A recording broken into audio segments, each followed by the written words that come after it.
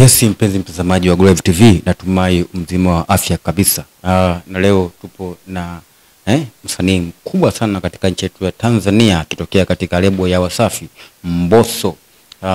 Mbosso ni mwanamuziki ambaye ameanza muziki muda mrefu kidogo, kipindi ambacho Aslay pia ndo alikuwa anatoka watoka pamoja, kwa sababu ile Aslay ndo alikuwa kwanza kutoka katika kundi lao. Alianza katika lebo ya Mkubwa na Wanawe.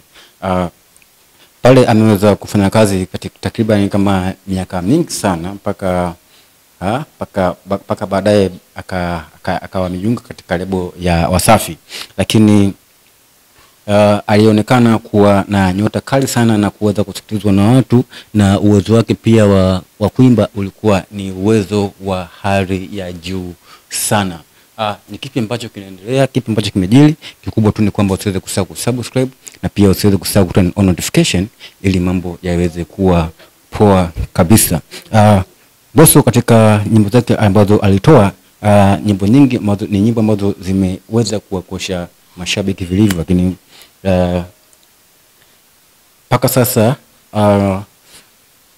ukiongelea jina la Mbosso basi hakika unaongelea mtu ambaye mwenye jina kubwa sana katika nchi yetu ya Tanzania, inawezekana pia na mataifa mengine. Ni mtu ambaye kwa sasa anajiweza, na katika kundi lao walivurugika, na baada ya kuvurugika ndipo Mbosso akajikuta ameingia Wasafi. Aslay akajikuta kabaki peke yake, Enock Bella pia akajikuta kabaki peke yake. Lakini kuna maswali, kuna vitu vingi ambavyo viliweza kuongeleka kwamba Enock Bella alikuwa anabebwa na wenzie. Alikuwa anabebwa kivipi na ni kitu gani ambacho wananchi wanasema mpaka kwamba Enock Bella alikuwa anabebwa?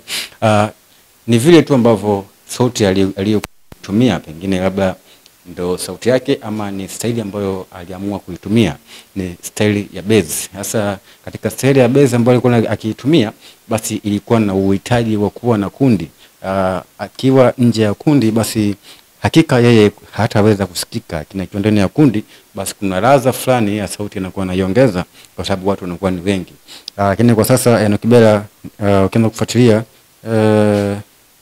kidogo saizi jina lake kweli limefifia na havumi tena katika mitandao ya kijamii, na watu pia wameweza kupunguza kwa kiasi kikubwa sana kuweza kusikiliza nyimbo zake, na akabakiwa na mashabiki wachache sana ambao wanaendelea kumfuatilia. Lakini kwa upande wa Aslay pia alipotoka kidogo aliweza kutikisa sana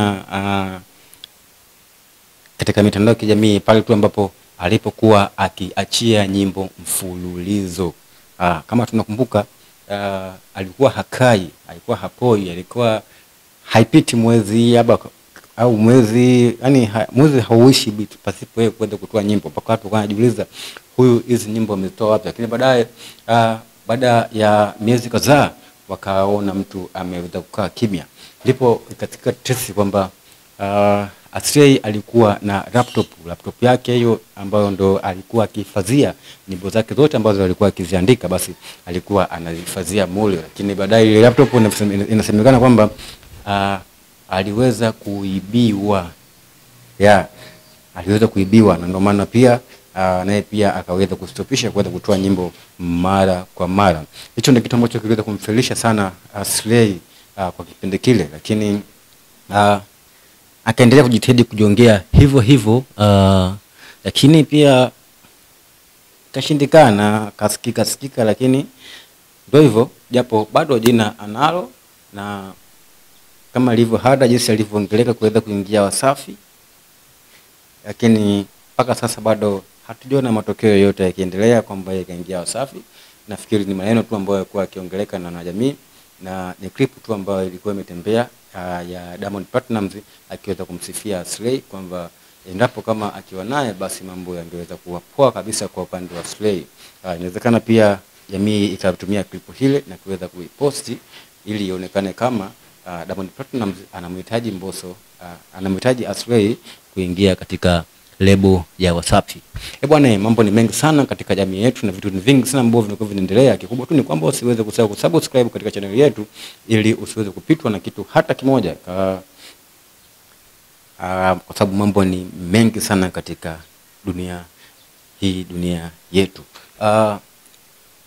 Na tuje katika kwa msanii ambaye huyu Enock Kibela ambaye alikuwa akitumia bezi katika Mkubwa na Wanawe. Sasa kuna watu ambao waliweza kujiuliza maswali mengi sana kwamba kwa nini Diamond Platnumz aliweza kumchukua Mbosso lakini akawacha wengine. Ni maswali yalikuwa mengi sana ambao walikuwa wakijiuliza, lakini sijajua pengine labda wasanii walikuwa wajiona tayari wamejiweza kwa sababu walikuwa na majina wakaamua kuwa kivyao, lakini Mbosso akaona peke yangu siwezi, ngoja nijipeleke Wasafi. Ama Diamond Platnumz ndo aliyemvuta mkono akamwita Wasafi, ama Diamond Platnumz hakuona vitu katika wasanii wengine wote wale, akaona kitu kwa Mbosso. Nakumbuka muda huo Diamond Platnumz yupo na Lavalava pia. Lavalava ni msanii ambaye yuko na muda mrefu sana, lakini Lavalava ni msanii mmoja mzuri sana na msanii ambaye ana uwezo wa kuandika mashairi mazuri sana na yenye ujumbe mkubwa ndani yake, lakini ndio msanii ambaye mpaka leo hii msanii ambaye hana uwezo wa kutamba katika mitandao ya kijamii. Naweza kusema labda hana nguvu ya kuendelea kutamba katika mitandao ya kijamii, imekuwa tofauti sana na uwezo wake. Sijajua kuna baadhi ya watu wanadai kwamba amechukuliwa nyota na Diamond Platnumz na ndio maana yeye hasikiki, na kuna baadhi ya watu wameweza kuongea maneno mengi sana, lakini kiuhalisia ni msanii ambaye ana uwezo wa utunzi ama uwezo wa uandishi na uimbaji mzuri sana, ambao nyimbo zake nyingi ambazo zinakuwa anakuwa anazitoa basi zinakuwa na ujumbe mkubwa sana ndani yake. Kikubwa tu mpenzi mtazamaji wa Go Live TV, niweze tu kukukumbusha kwamba usiweze kusahau kusubscribe na pia usiweze kusahau kuturn on notification ili mambo yaweze kuwa poa kabisa. Maana ukifanya hivyo utakuwa tayari ulishajiunga katika familia ya Go Live TV na utakuwa ni mwana familia sasa, na sisi wote wana Go Live TV tunaamini sisi sote ni ndugu kupitia imani ya Mwenyezi Mungu. Basi itakuwa hivyo, na naomba tu iwe hivyo ili tuendelee kuwa ndugu, na kama kuna comment yote basi unaruhusiwa hapo chini. Na hii ni Go Live TV, tupo katika best quality.